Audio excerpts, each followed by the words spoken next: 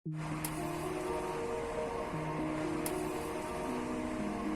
Hello friends आउ एक new video आपको स्वागत करछि। तो आज वीडियो रे जानिबा माचिस मैजिक है। माचिस रे निया जोड़ी की देखेबी हैला।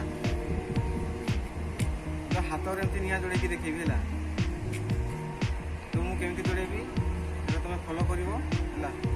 तो चलो डेरी न करी वीडियो को स्टार्ट करबा। यदि आम चैनल को यदि नुआ प्रेस सब्सक्राइब करी पाखरे जो बेल को प्रेस कर देबो कहीं ना मुझे जब नुआ वीडियो अपलोड करबे आप देखिपारे। मैजिक करने गोटे माचिस नुआ माचिस गोटे ना पड़ो आ गोटे पुराना माचिस ना पड़ो। तो देखिपार ये भाव में गोटे साइड्रटा एमती काटिकी नख मुंडी में लगेदेव।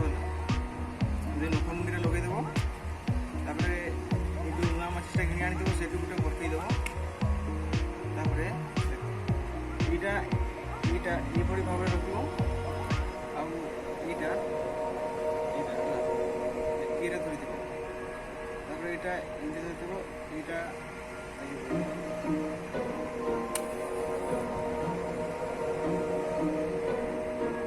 यहाँ लिभेदेव। यहाँ तो दिशा एमती कर